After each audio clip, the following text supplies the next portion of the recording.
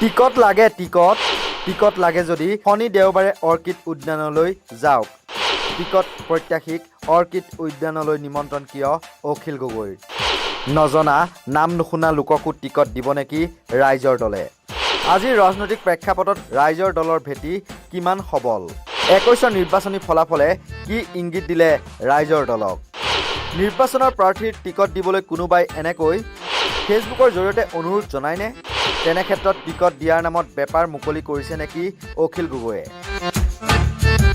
এইবুলিও সামাজিক মাধ্যমত চৰ্চা চলা পৰিলক্ষিত হৈছে। অখিল গগৈয়ে শুকুৰবাৰৰ নিশা দিয়া এই পোষ্টটোলৈ ভালদৰে মন কৰক, য'ত অখিল গগৈয়ে লিখিছে, কালিলৈ আৰু পৰহিলৈ ক্ৰমে 14 আৰু 15 মাৰ্চত ৰাইজৰ দলৰ হৈ নিৰ্বাচন খেলিব খোজা প্ৰাৰ্থীসকলে মোক কাজিৰঙা অৰ্কিড পাৰ্কত সাক্ষাৎ কৰিব পাৰিব।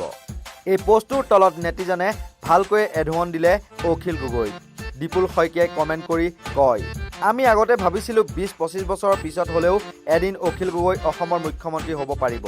কিন্তু দিনে দিনে ৰাজনৈতিক পৰিপক্ক হোৱাৰ পৰিৱৰ্তে স্খলন দেখি আজি ভাবিছোঁ এইবাৰ শিৱসাগৰত পৰাজিত হৈ তেওঁ হয়তো বিধায়ক পদো হেৰুৱাব।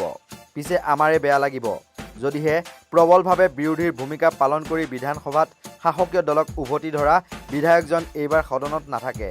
গতিকে অখিল গগৈ ডাঙৰীয়া কথাবোৰ এবাৰ ভাবক। ৰহিদুল হকে কমেণ্ট কৰি লিখিছে, কি মাথা নোহোৱা সভাপতি আপুনি? চকুৰ আলিৰ দৰে পোষ্ট। কোনোবাই নিৰ্বাচন খেলিব, আপুনি নাজানে তেওঁ কোন? পাৰ্কত গ'লেহে টিকট পাব। অলপ মাথাটো যোৱা যেন লাগিছে। ঋতুৰাজ শইকীয়াই কমেণ্ট কৰি লিখিছে, আপোনাৰ পোষ্টবোৰ দেখি এনে লাগে আপুনি বৰ কেঁচা ৰাজনীতিত। আপুনি আজিলৈ কাক এনেকৈ ফেচবুকৰ দ্বাৰা নিৰ্বাচনৰ প্ৰাৰ্থী বিচৰা দেখিছে? প্ৰিয়াক্ষী প্ৰিয়দৰ্শিনীয়ে কমেণ্ট কৰি লিখিছে, কিখন যে কৰি আছে নহয়, তাতকৈ বিজেপিত যোগ দিয়ক ডাইৰেক্ট।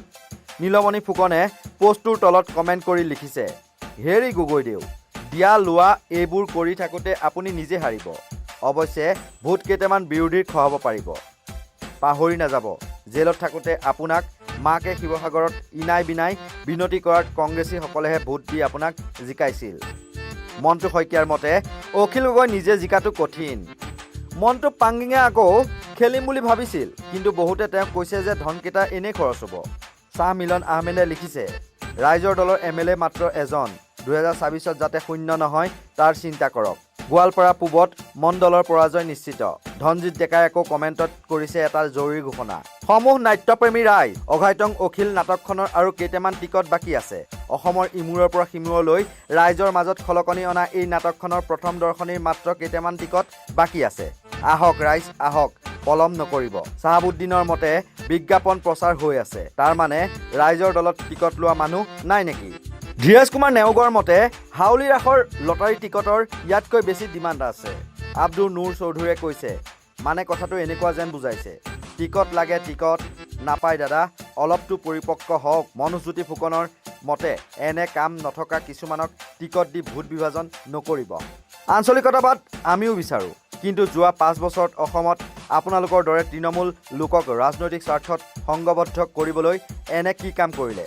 বিহপুৰীয়া ৰঙানদী লখিমপুৰ জোনাই সমষ্টিৰ লগতে উজনি অসমৰ দক্ষিণ পাৰৰ সমষ্টি শিৱসাগৰৰ বাদে অন্য কোনো অঞ্চলতে এতিয়ালৈকে আপোনালোকৰ গণ ভেটি দেখিবলৈ নাপালোঁ। বিধানসভাৰ বিৰোধী দল কংগ্ৰেছতকৈ ৰাইজৰ দলক মানুহৰ মাজলৈ নিবলৈ আপোনালোকে গঠনমূলক চিন্তাই নকৰিলে যেন লাগিল। এতিয়া ভোট কাক দিম? আমাৰ ইয়াত আঞ্চলিকতাবাদী ৰাজনৈতিক দলেই নাই। মই যিহেতু বিহপুৰীয়া বিধানসভা সমষ্টিৰ। প্ৰাঞ্জল প্ৰতিম বৰাই অখিল গগৈক কটাক্ষ কৰি লিখিছে, এনেকৈ নেতৃত্ব দিয়া আপুনি, নিৰ্বাচনৰ প্ৰাৰ্থিত্ব প্ৰত্যাশীয়ে আপোনাক কাজিৰঙাত গৈ লগ ধৰিব লাগে। আপোনালোকৰ দলৰ ইণ্টাৰনেল কমিউনিকেশ্যন বোলা একো বিষয়ে নাই নেকি? নে ফেচবুকতে চৰকাৰ গঠন কৰিব? আপোনালোকৰ দলৰ ভাল কোনোবা লিডাৰশ্বিপ কোৱালিটি থকা মানুহক সভাপতি পাতি আপুনি উপদেষ্টা ধৰণৰ কিবা এটা পদ লৈ কাৰ্যকৰ্তা হিচাপে থাকক। আপোনাৰ দ্বাৰা নেতৃত্ব নহ'ব। সকলোতকৈ ডাঙৰ কথা, আপোনাক মানুহে বিশ্বাসত নলয়। ইমান বদনামৰ পিছতো বিজেপিয়ে নিজৰ কামতকৈ আপোনালোক বিৰোধী অতি দুৰ্বল কাৰণেই জিকিব। বিৰোধীত ভাল মানুহ বহুত আছে, কিন্তু প্ৰকৃত গুৰি ধৰিব পৰা নেতা এজনো নাই। বিৰোধীৰ সমৰ্থক প্ৰায়বোৰেই আশাহত। অত বছৰে আপোনাক সমৰ্থন কৰি আহি এনেকুৱা ফেচবুকীয়া ৰাজনীতি দেখি বৰ লাজ পাইছোঁ। এটা কথা উল্লেখ কৰি থওঁ, 2021 চনত সমগ্ৰ ৰাজ্যত মুঠ ভোটৰ মাত্ৰ 1 পৰা 1.5% ভোট লাভ কৰিছিল ৰাইজৰ দলে।